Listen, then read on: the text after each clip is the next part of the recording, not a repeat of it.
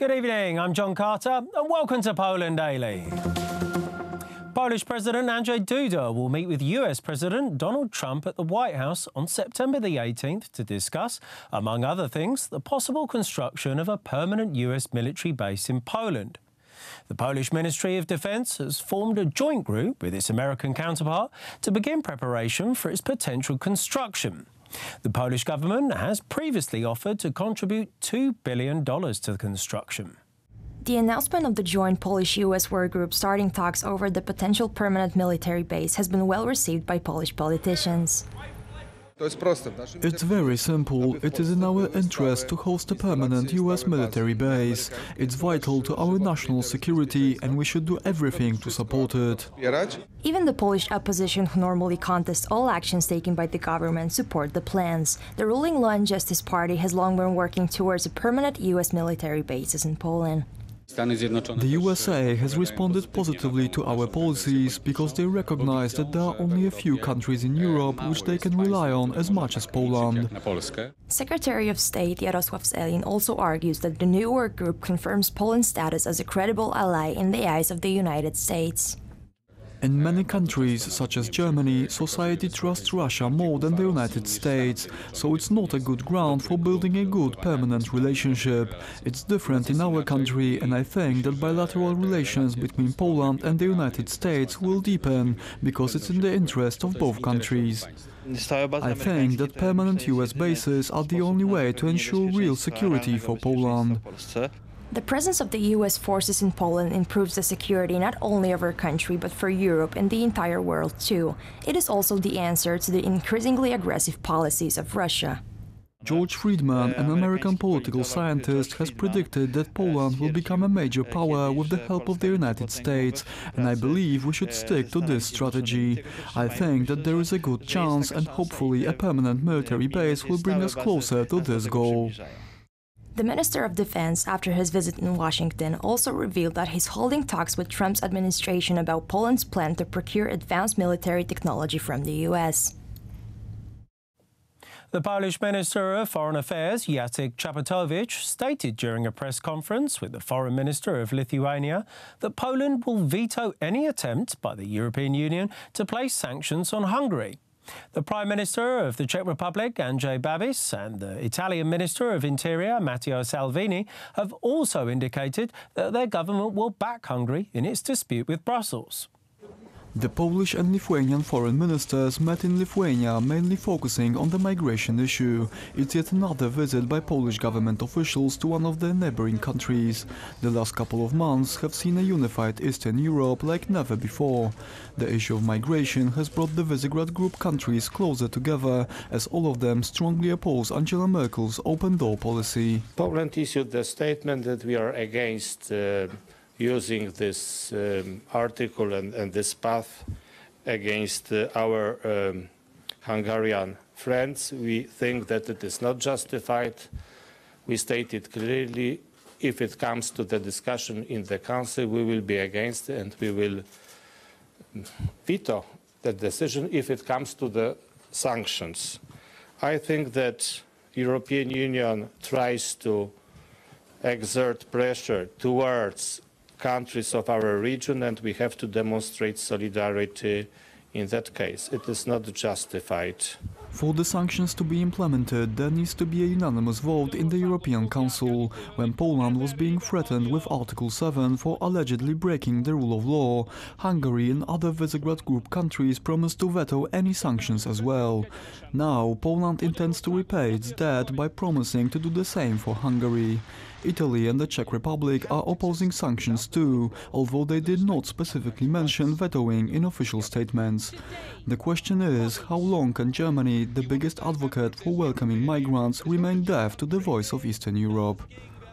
The political establishment in Slovenia have joined forces in order to keep the National Conservative Party, SDS, away from power.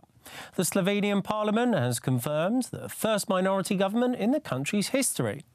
The coalition government will consist of 5 centre-left parties led by the Prime Minister Marian Seretz, a former comedian.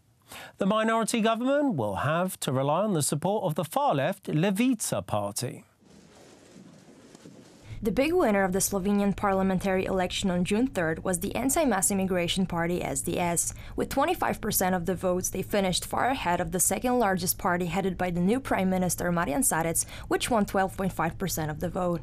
SDS had campaigned on the promise to break up the post-communist cartel, which it claims is ruling the country from the shadows and which is especially entrenched in the court system. It also accentuated that if the party would win power, Slovenia would contest the EU plans to introduce new immigration laws based on mandatory migrant relocation quotas for all EU states. The Slovenian political establishment reacted with fury to the plans laid out by SDS and instead formed a highly unstable five-party coalition government.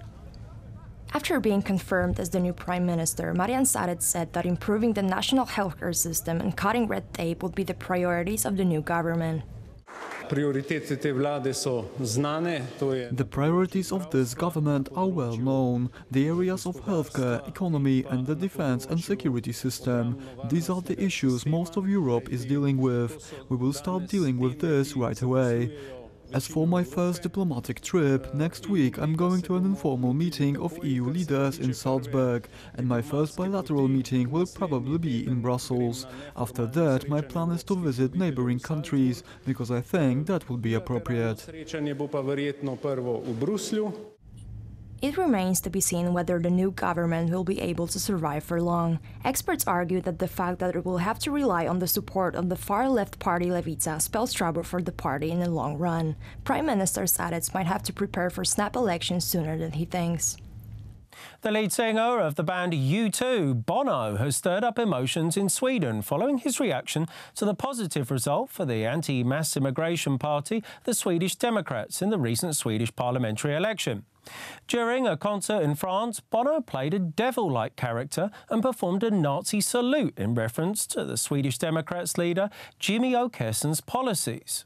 The Irish singer has become one of the most prominent celebrity social justice warriors in recent years. During his concert in France, the singer stated that blonde, blue-eyed Swedes are boring, and the Swedes have now discovered what he described as their Aryan potential. Then he shouted the name of the leader of the Swedish Democrats while performing a Nazi salute. Tall, blonde, blue-eyed, boring. But now it appears the Swedes are beginning to discover their Aryan potential. Oh yes. In 2016, Bono slammed Poland and Hungary for being hyper-nationalist states and stated that they are an existential threat to Europe. After his scandalous concert in France, Bono met with French President Macron, whom he praised for being the only European leader to understand that the fate of Europe and Africa is intertwined. I normally come to the Elysee as an advocate for Africa, but tonight I also come as an advocate for Europe.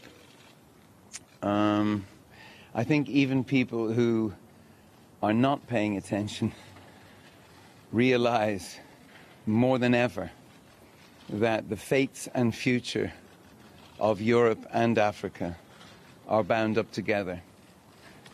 The President really gets this. The singer's offensive statements, directed towards more than 1 million Swedish voters who have been negatively affected by mass immigration, follows a similar pattern to that seen in the 2016 US presidential election. Some celebrities seem to relish taking the moral high ground to lecture ordinary people and are surprised when they encounter pushback. Bono appears oblivious to his own contradictory logic, campaigning for fair treatment of non-Europeans, whilst making xenophobic comments about Swedes. I'm John Carter. Thank you very much for joining me here at Poland Daily. Join us after the break for Poland Daily Weather.